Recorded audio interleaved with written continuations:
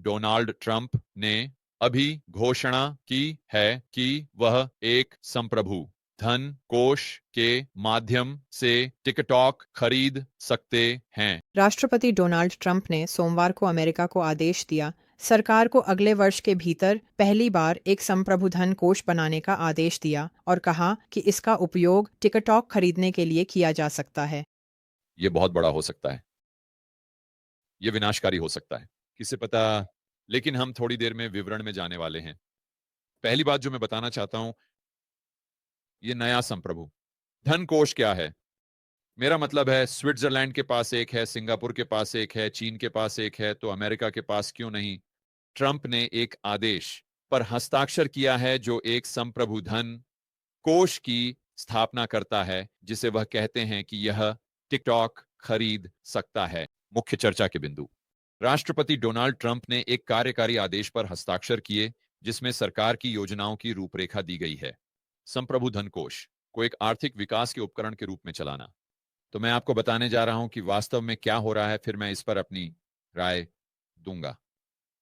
अगला मुख्य चर्चा का बिंदु। हालांकि ऐसे अमेरिकी कोष का विचार पहले भी उठाया गया है। ये वाहन आमतौर पर छोटे देशों द्वारा उपयोग किए जाते हैं जिनके पास विशाल प्राकृतिक संसाधन होते हैं, साथ ही साथ उन्हें लागू करने के लिए वित्तीय अधिशेष भी होता है। ठीक है, राष्ट्रपति डोनाल्ड ट्रंप ने सोमवार को, ठीक है, हमने ये सब साइन कर दिया, सब कुछ। कोष के उद्देश्यों में बुनियादी ढांचे का विकास करना शामिल होगा, जैसे कि हवाई अड्डे, राजमार्ग। तो मैं सोचता हूं कि यहां विचार यह है, हम इस पैसे को लाना चाहते हैं, हम चाहते हैं इसमें निवेश करें। या शायद यह है, अरे हम टिकटॉक जैसे संपत्तियां खरीदना चाहते हैं और टिकटॉक से जो भी लाभ हम कमा रहे हैं, हम उसे नए हवाई अड्डे, पुल, सड़कें आदि बनाने में निवेश करने जा रहे हैं। आइए यहां पढ़ते रहें। यहां अमेरिका से एक उद्धरण है, खजाने के सचिव स्कॉट बेजेंट। हम अगले 12 महीनों के भीतर इस चीज को खड़ा करने जा रहे हैं। हम अमेरिकी संपत्ति के परिसंपत्ति पक्ष का मुद्रीकरण करने जा रहे हैं, अमेरिकी लोगों के लिए बैलेंस शीट। ठीक है, फिर से मुझे वास्तव में नहीं पता कि उसका मतलब क्या है। तो अमेरिका की बैलेंस शीट का संपत्ति पक्ष, चलिए बस ये कहते हैं कि आपके पास ये सारा सरकारी भूमि है, आपके पास पार्क है। मुझे नहीं पता कि आप इसे कैसे मौद्रिक बनाएंगे। या शायद वह यह कह रहा है कि वह अमेरिका की बैलेंस शीट में संपत्तियां जोड़ना चाहता है और फिर वह उन्हें मौद्रिक बनाना चाहता है। तो शायद वह अमेरिका को एक बड़े हेज फंड की तरह चलाना चाहता है। मेरा मतलब है इस समय पर ऐसा क्यों नहीं। मेरा मतलब है हमने अर्थव्यवस्था को इस हद तक वित्तीयकरण कर दिया है। क्या यह अब वास्तव में असामान्य है?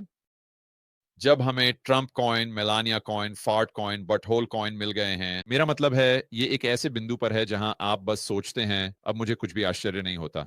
लेकिन शायद वह इसी के बारे में बात कर रहा है। वह सरकार को प्रतिबंधों की जानकारी दे रहे हैं। कोषागार, यह बैलेंस शीट के देनदारी पक्ष को बढ़ाने और फिर उस पैसे का उपयोग करके चीजें खरीदने जैसा होगा, जैसे कि टिकटॉक जो संपत्तियां उत्पन्न करता है। और अगर टिकटॉक से मिलने वाला लाभ उस ट्रेजरी पर आपको जो लाभ देना पड़ रहा है उससे अधिक है, तो शायद यह समझ में आता है। और फिर आप डेल्टा लेते हैं और फिर एक नए पुल में निवेश करते हैं। मैं नहीं जानता, न्यूयॉर्क से न्यू जर्सी जाने की बात कर रहा हूं, कुछ ऐसा ही, शायद यही विचार है। आइए पढ़ते रहें। तो बेसेंट ने आगे कहा, यहां तरल संपत्तियों का एक संयोजन होगा, वे संपत्तियां जो हमारे पास इस देश में हैं जब हम उन्हें अमेरिकी लोगों के लिए बाहर लाने का काम कर रहे हैं। ठीक है, मैं नहीं, ये मेरे लिए वास्तव में कुछ भी स्पष्ट नहीं करता। आइए पढ़ते रहें। इसके अलावा कोई और विवरण नहीं था सिवाय इसके कि ट्रंप ने कहा कि यह राष्ट्रीय प्रयासों के लिए महान होने वाला है। चौंकाने वाला, ट्रंप कह रहे हैं कि उनकी एक नीति शानदार होने वाली है। मुझे नहीं पता, यह वास्तव में मुख्य समाचार है। जैसा कि चर्चा की गई, सौदा जिसमें USB social media platform TikTok में एक भागीदार बन जाएगा। यह एक संभावित उपयोग होगा। ट्रंप ने कहा कि ऐप को थोड़ी देर के लिए ऑफलाइन कर दिया गया है। ठीक है, हम जानते हैं कि हाल ही में वहां क्या हुआ। तो यह है मेरे विचार। मैं हमेशा अपने उत्तर तारे से शुरू करना चाहता हूं। मैं हमेशा एक सिद्धांत आधारित स्थिति से शुरू करना चाहता हूं।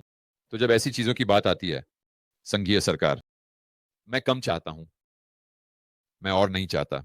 अब बहुत से लोग जो छोटे सरकार के पक्ष में हैं, वे कई ऐसी चीजों का समर्थन करते हैं जो सरकार को बढ़ाती हैं, जब तक सरकार में वृद्धि कुछ ऐसा कर रही है जो उन्हें पसंद है। शायद आप उन लोगों में से एक हैं और शायद इसके लिए एक अच्छा तर्क है। मैं उन व्यक्तियों में से नहीं हूं, क्योंकि मैं ऐसी चीजों को देखता हूं और शायद यह सिर्फ मेरा बहुत निराशावादी होना है। लेकिन मैं ऐसा सोचता हूं, ठीक है, तो मुझे वास्तव में डोनाल्ड ट्रंप के टिकटॉक के मालिक होने की चिंता नहीं है, या चलो कहें टिकटॉक का बहुमत शेयरधारक। लेकिन मुझे जो चिंता है वह सरकार के बारे में है, क्योंकि सच ये है कि हमें अगले 4 सालों के लिए केवल ट्रंप ही मिलेंगे, और उसके बाद कोई ना कोई होगा, उसके बाद कोई ना कोई होगा, उसके बाद कोई ना कोई होगा, और उसके बाद कोई ना कोई होगा। और इसमें एक अत्यंत अत्यंत उच्च संभावना है कि अगर सरकार टिकटॉक का मालिक बनती है, जबकि यह सच है कि चीनी सरकार इसका उपयोग आपको जासूसी करने के लिए नहीं करेगी, मैं आपको आश्वस्त कर सकता हूं कि संयुक्त राज्य सरकार इसका उपयोग आपको जासूसी करने के लिए करेगी। फिर से, मैं ये नहीं कह रहा कि ट्रंप ऐसा करेंगे, लेकिन मैं आपको आश्वस्त कर सकता हूं कि जो भी ट्रंप के बाद आएगा, वहां कोई ना कोई ऐसा होगा जो इसे एक उपकरण के रूप में देखेगा, ठीक वैसे ही जैसे वे एनएसए को देखते हैं। तो मैं इसे अपने विश्लेषण में शामिल करता हूं, क्योंकि जो हम यहां कर रहे हैं वह लागत और लाभ का मूल्यांकन करना है। कोई समाधान नहीं है, केवल व्यापारिक समझौते होते हैं। और थॉमस सोवेल का मतलब इससे यह है कि हमेशा लागत और लाभ होंगे। आप केवल लागत को नहीं देख सकते और आप केवल लाभ को भी नहीं देख सकते, या को पूरी तस्वीर को देखना होगा। तो मेरे लिए, मैं चाहूंगा कि टिकटॉक निजी क्षेत्र में ही रहे। मैं इसे बहुत पसंद करूंगा। मैं तो यहां तक कहूंगा कि आप जानते हैं, भले ही उनके पास चीनी निवेशक हों या जो भी हो, खैर, मेरा मतलब है, मुझे वास्तव में इस पर विचार करना होगा। लेकिन मेरा पहला विचार, जो मेरी पहली चिंता है, वह है सबसे पहले सरकार का बढ़ना। क्योंकि अगर हम एक संप्रभु संपत्ति कोष स्थापित करते हैं, तो यह सच है कि सरकार उस एक क्षेत्र में बढ़ेगी। अब आप कह सकते हैं कि ट्रंप यहां कटौती कर रहे हैं और वहां विस्तार कर रहे हैं, तो कुल मिलाकर हमारे पास एक कमी है। ठीक है, मैं इस तर्क से पूरी तरह सहमत हूं, लेकिन इसे अकेले देखना, यह सरकार के दायरे का विस्तार करेगा। यह सरकार की क्षमता को भी बढ़ाएगा कि वह विजेताओं और हारने वालों का चयन कर सके। क्योंकि मान लीजिए कि उनके पास इस संप्रभु संपत्ति कोष में $10 ट्रिलियन हैं। आप कहते हैं, अरे वाह, ये तो शानदार है। यह संयुक्त राज्य अमेरिका के बैलेंस शीट के संपत्ति पक्ष पर है, और दिन के अंत में वे करदाता हैं। ठीक है, हाँ, लेकिन फिर से यहां समझौते हैं। इसका मतलब है कि संयुक्त राज्य अमेरिका वास्तव में एक कंपनी को कुचल सकता है। तो अगर वे एप्पल में 20% के शेयर धारक हैं, मान लीजिए, और आप जानते हैं क्या, वे ब्लैक रॉक की तरह बन जाते हैं, वे मूल रूप से ब्लैक रॉक बन जाते हैं। तो अगर कोई कंपनी ऐसा कुछ कर रही है जो उन्हें पसंद नहीं है, तो वे बस कहते हैं, अरे आप एक्स वाई या जेड करें श्रीमान सीईओ। या आप जानते हैं हम क्या करने जा रहे हैं? हम कल बाजार में अपने शेयरों का 5% देने जा रहे हैं, और आपका स्टॉक गिरने वाला है। और आप कह सकते हैं, जॉर्ज नहीं, ऐसा कभी नहीं होने वाला, ट्रंप कभी भी ऐसा होने नहीं देंगे। एलोन मस्क के नियंत्रण में आप फ्यूडी, डर, अनिश्चितता और संदेह पैदा कर रहे हैं। नहीं नहीं नहीं नहीं नहीं, मैं ये नहीं कह रहा कि ट्रंप ऐसा करेंगे, लेकिन ट्रंप अगले 100 वर्षों तक अमेरिका के राजा नहीं बनने वाले हैं। आपको यह सोचना होगा कि ट्रंप के बाद क्या होगा, और अगर आप सरकार को उस प्रकार की शक्ति दे रहे हैं, तो मेरे लिए ये बेहद बेहद बेहद खतरनाक है। तो फिर यह मुझे मेरे मार्गदर्शक सिद्धांत और मेरे उत्तर तारे की ओर ले जाता है, जो है, और मैं किसी अन्य सरकारी कार्यक्रम करने के खिलाफ नहीं हूं। लेकिन मैं अपनी समग्र विश्लेषण से कहां से शुरू करने वाला हूं, वह यह होगा, आमतौर पर सरकार के आकार को कम करना बेहतर होता है, खासकर संघीय स्तर पर। तो मैं नहीं देखता कि ये ऐसा कैसे कर रहा है। मुझे लगता है कि ये बढ़ रहा है, और ये केवल सरकार की क्षमता को विजेताओं और हारने वालों को चुनने में नहीं बढ़ा रहा है, जो कि टैरिफ एक्सपोनेंशियली करते हैं। वैसे हम अभी उस पर थोड़ी देर में पहुंचने वाले हैं, लेकिन यह, इसके अलावा, संसाधनों का पूरी तरह से गलत आवंटन। मेरा मतलब है, ये सरकारी ठेकेदार होंगे जो इन नौकरियों के लिए प्रतिस्पर्धा कर रहे हैं, और आप जानते हैं कि इसमें कितना कचरा जाता है, चाहे ये डोज के साथ हो और चाहे ये ट्रंप संगठन के साथ हो। सरकार बस संसाधनों का कुशलता से आवंटन नहीं करती, बस इतना ही, कहानी खत्म। निष्कर्ष ये है, तो अगर वे टिकटॉक से मुनाफा ले रहे हैं और वे एक पुल बना रहे हैं, तो वहां बहुत सारी नौकरशाही शामिल होने वाली है। और वैसे क्या हमें अमेरिका में और पुलों की जरूरत है? और वैसे अमेरिका में जो बुनियादी ढांचा है वह, चलो बस कह देते हैं, 95% स्तर पर है। तो अगर आप इसे 96% स्तर तक बढ़ाते हैं तो यह वास्तव में ज्यादा फर्क नहीं डालता। जबकि एक देश जैसे, चलो बस कह देते हैं, कोलंबिया में अगर आप वहां बुनियादी ढांचे को बढ़ाते हैं तो जीडीपी के मामले में आप वास्तव में एक बड़ा फर्क डालने वाले हैं, क्योंकि यहां कोई हाईवे नहीं है, कोई पुल नहीं है, कुछ सुरंगें हैं, लेकिन आप देखिए, ये लगभग गोल्फ खेलने की तरह है। अगर आप गोल्फ की एक क्लास लेते हैं तो आप 100 से पट्टी 5 तक, चलो बस कह देते हैं, काफी आसानी से जा सकते हैं। लेकिन एक पाठ लेकर 85 से 70 तक जाना लगभग असंभव है। ये एक बड़ा बड़ा फर्क है। और अमेरिका इस समय बुनियादी ढांचे के दृष्टिकोण से एक ऐसे गोल्फर की तरह है जो 75 का स्कोर बना रहा है।